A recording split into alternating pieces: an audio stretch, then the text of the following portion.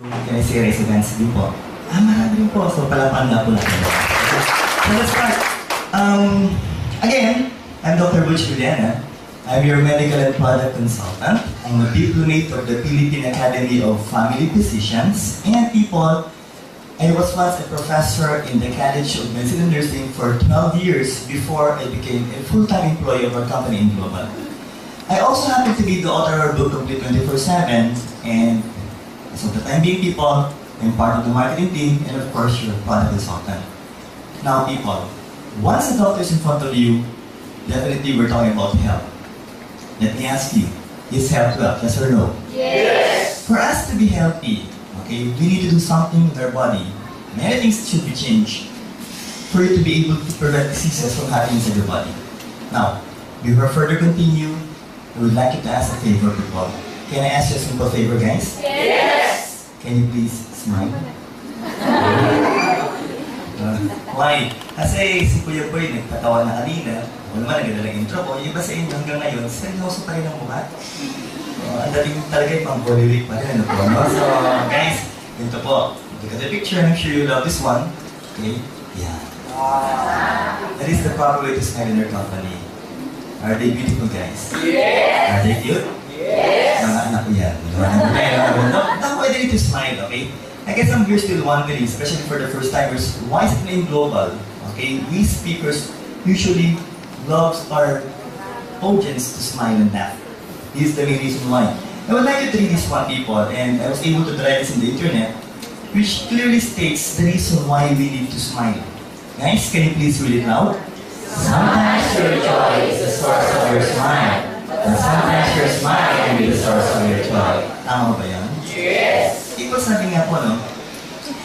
If you would like to start your day right, the first thing you have to do is to smile. Okay? Why? Para maging masaya yung pakiramdam mo. Or vice versa. Okay? Kailangan maging masaya ka muna para gumiti ka. Ngayon, as a doctor, people, it was clearly stated, okay, that every time we smile, okay, our brain are being stimulated to produce feel-good hormones, which we term as endorphins and serotonins. If those hormones will circulate to your body, people, they will try to improve the systems of our body, including the immune system. Guys, once we improve the function of the immune system, we can be able to prevent diseases from happening inside the body. So the question is, people, handa na tayo maging healthy, yes or no? Yes! So, tingnan ko lang po, effective ha? For the second time again, can you please smile? Ano po siya? Sorry. Alam po tayo, ayan. Sabi po nila, no? Welcome to our company in Global. Pakipalakpan nga po muli ko natin. We've been in the market for the past 8 years, people. We've been in the market for the past 8 years. And, tama yung sinabi ko, boy, we have created more than 1,000 millionaires. At sa ngayon po, we now have 1 million distributors worldwide in Global. Why are we successful? It's mainly because of the 3 board of directors, the young owners of the company. At the center is also a doctor, also a family med consultant, our chief executive officer, our visionary president, Dr. Ed Cabanto. Guys, on your left is our chief finance officer, the mentor of all mentors, Engineer Francis Miguel. And people at the right is our chief marketing officer, Mr. Excitement, a physical therapy profession, Sir Jan Asperin. So people, a doctor, a physical therapist, and an engineer. Tanong ko po, maganda ba ang kumpanya ng Global, yes or no? Yes! Mga kapas for our honors report. To continue, we have 3 major partners. The first is Nature's Way. It's a billion-dollar company. It's one of the so-called pioneer in herbal medicines in the USA, and GMP certified with halal and kosher certified products. Next, DSM, a multi-billion euro company, people. One of the largest supplier of raw ingredients of nutrition in the world. And, of course, there's a the manufacturer of Resvida and Lycopene, the components of Vida. Third will be AMS Life Science Company Limited, where, of course, in Japan, a multi-billion company, the manufacturer of Perfect White.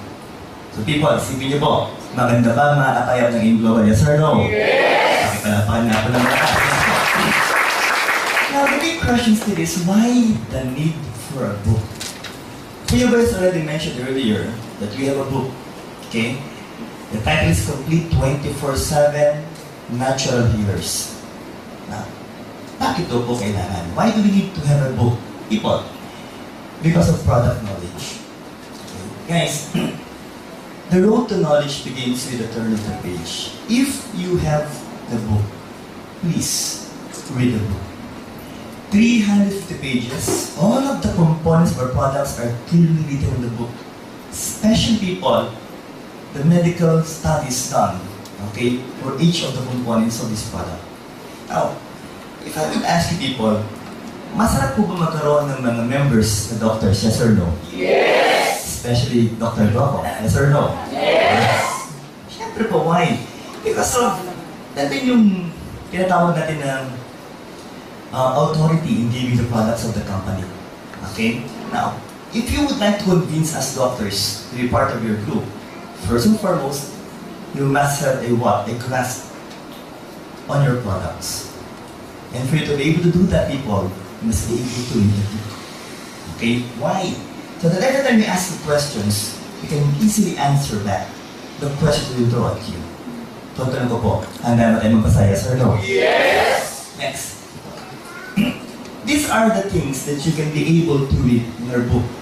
The different body systems, all about free radicals, extensive discussion of free radicals, the antioxidants, the basic nutrition, other components, of course, health benefits.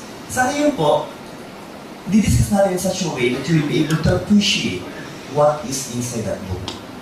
The question now is, people, are you ready for the intensive product demo? Yes or no? Yes! So let's start, guys. Levels of structural organization. We, humans, are made up of atoms. Let's talk about atoms, guys. A very good example will be the oxygen. It's the smallest particle on the face of the earth. Once you combine these atoms, people, they will form molecules. And the best possible example will be water, H2O. Now, these molecules are said to be the ones that will make up a cell, the smallest functional unit of the body. Once you combine the cells, they will form the tissues. A good example will be smooth muscle tissue. And these tissues then will form the organs. Okay? And finally, people, they will form the different systems of the body, like our cardiovascular system, and that will end up to what? Human organism. So again, people, humans are made up of 11 systems, composed of organs, comprised of tissues. Yung last word po, people, gusto ko pa isigaw natin. What do you call this one? Cells. Again, the smallest functional unit of the body. A good picture of the cell. If that is the cell, guys, the one covering the cell is the cell membrane. We have different organelles, but the ones I would like to mention here will be the nucleus. Why? Because inside the nucleus is where you can see, or where you can find, the so-called deoxyribonucleic acid or DNA. Okay, people, can you please repeat it, guys? DNA. Okay, let's talk about the DNA. What is the importance of the DNA, people? Ito po yan. It is the one that carries your genetic material. The one you're trying to share to your kids will be your DNA. Now let me ask you, who amongst the people in this room already have kids? Raise the hands, please. The question is, kamukha niyo ba yung mga anak niyo? Yes! Yung iba parang... Okay, so, people again, kamukha mo man o hindi anak mo, still, half kayo na asawa mo. You will be sharing 23 chromosomes to your kids. Okay? And of course, it's because of your DNA structure. Now, another function of the DNA is, people, is it is the one that will carry the code for the so-called protein production. Okay? The big question is, do we need proteins? Yes or no? Yes! What are the so-called protein parts in our body? Number one will be the muscle.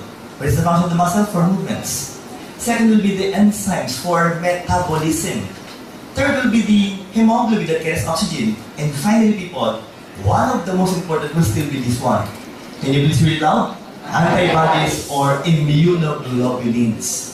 Now, people, what then is the function of the antibodies? They will help, okay, our body get rid of microorganisms like bacteria, like viruses, and of course like fungi. And they will also help try to kill cancer cells in our body. If I will ask you people, do we have cancer cells in our body, yes or no? Yes. And there will be no exemption. Okay? What's needed is for your body to produce enough level of antibodies for you to be able to kill the cancer cells inside your body. You have to be, I would like you to repeat this word, immunocompetent. Can you please read it out? Say it loud. Immunocompetent. Now, let's continue, people. But the problem is, there are so many factors that can affect a human health. What will you do first? Improper diet. And kindly look at the one beside you. If you think his or her body looks like this, so that will be the first factor. Okay? And if you're fond of eating hamburger, donuts, French fries, then one or the other, sooner or later, your body will look like this. And I'm sure you're quite familiar with the food pyramid, people. If I would ask you guys, if that is the food pyramid, which do you think is needed more by the body? The ones above, at the middle, or the ones below? Below. Below. Okay, why? Because it is the one that will try to give you proper nutrients, vitamins, minerals, and even fibers and water to your body. And then, of course, we're talking about what? Fruits and vegetables. I would like to give an emphasis on this because the ones recommended by World Health Organization is for you to eat 5 fruits and vegetables every day. And we're talking about what? Medium-sized fruits and vegetables. But in reality, the problem is, you're not fond of eating fruits and vegetables. What you're fond of eating every day is the what? The so-called glycemic food. Are you fond of drinking soft drinks? Yes. Do you like to eat French fries? Yes. Chocolates? Yes. Yan, problema. Okay po, no? So yun dapat ang iniiwasan po. Those are the food or stuff that we should try to prevent from eating every day. But again, ang sinasabi nga po, yun yung masarap kainin. Okay? Next. Sedentary lifestyle. Look at this one. The word is slouch. Again, can you please say it loud? Slouch. Okay. If I will try to look at you people, yung iba sa inyo, ang posisyon, malapit-lapit na dito. When I started this IPD, yung iba sa inyo, diretso po eh. Pero, as minutes pass by, unti-unti na kayo. Right? And even the facial structure is trying to change. Why? Because of the so slouch position. Guys, I will advise you for the next few hours to please sit straight. Why? Because sooner or later, people, you will be damaging your back. And, sabi nga po namin dito, baka magkaroon kayo matatawag na mga osteoarthritis later on. Okay? Now, this is what we need to do. And that is exercise. Do we need exercise? Yes or no? Yes. But the question is, how often per week? The ones required by those so-called enthusiasts in exercise is that we must be able to do it twice a week at least. And every time you exercise, people, at least you must spend approximately 30 minutes per exercise. If I will ask you, who amongst you can do this so-called thrice a week of exercise? Can I see at least one hands, people? Patay. So, only then we're able to raise their hands, meaning to say, hindi ka nag-exercise. So people, another factor that will affect your health. Next. This is our main topic, the environment. Okay, why? We would like you to shout these words, people. So opo, talagang ituloy niyo po, laksan niyo po. People, what do you call this one? Free radicals. What are these so-called free radicals? Look at this. Okay. Every time we talk about the free radicals, let's begin with the first with the atom. Every time we talk about the atom, people, there are 3 major components. The neutrons and the protons, the ones inside or at the center, and the ones trying to rotate will be the electrons. Now, in all honesty, the oxygen atom is said to be comprised of 8 electrons. Okay? And they're said to be paired electrons. Now, the problem is, once we make use of oxygen plus the nutrients as a source of energy through oxidation, 1 electron is being removed. And that will lead to the formation of what? Free radicals. Or, the other word is, we like to repeat this one, oxidants. Can you please say it, guys? Oxidants. Now, people, once it becomes an unpaired electron, unpaired, what will happen here? It will become very unstable and it's said to be highly reactive. Guys, these are the possible things that can damage your body. Hydrogen peroxide, like hydroperoxide. Every time we talk about smoking, okay? Remember guys that in one stick of cigarette, it contains 1 million free radicals. Diba nabigat ang dami, no? What if you're consuming 1 pack per day? So it only means one thing, you are consuming 20 million free radicals per day. Okay? What else? Skin means what? Insufficient supply of blood to your tissues. And even ordinary drugs, people, can cause harm to our body. Now, we have this so-called preventive antioxidants present in your body. But the problem is, what if the amount of free radicals that entered your body is so high, wherein you cannot be able to control them? And there will be a formation of free radicals.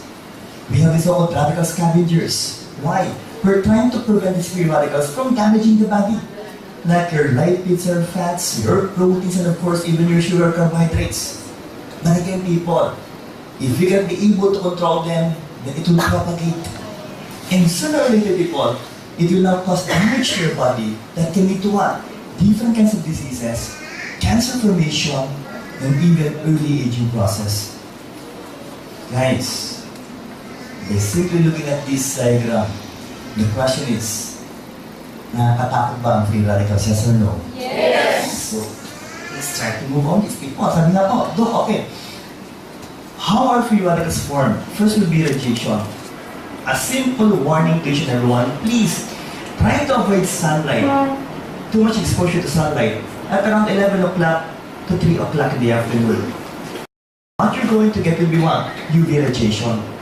And that can cause damage to your skin or even cancer cells. Or should I say, cancer of the skin. Next, X-ray. Television. Cathode ray tube. From television also. And even halogen lights. Guys, next, microwave. For a good example, be your cell phone. If you are fond of using your cell phone, once you use your cell phone, it took you around 30 minutes to 1 hour. Sabi nga ba natin, telebabad. Okay? Every time you use your cell phone, people, as you remove your cell phone, what is the usual color of your ear, people? It turns red. Sabi nga po natin, kung ito namumula na agad, if you will use it for approximately 30 minutes to 1 hour per day, it can cause some forms of insomnia. That's just simply using the cell phone. But what if your place is near the cell site? Baka sabihin mo ito, anak sa signal. Pero yung signal sa atin po, palagi ko, malakas din po. What else, guys? Okay, let's continue. Chemicals.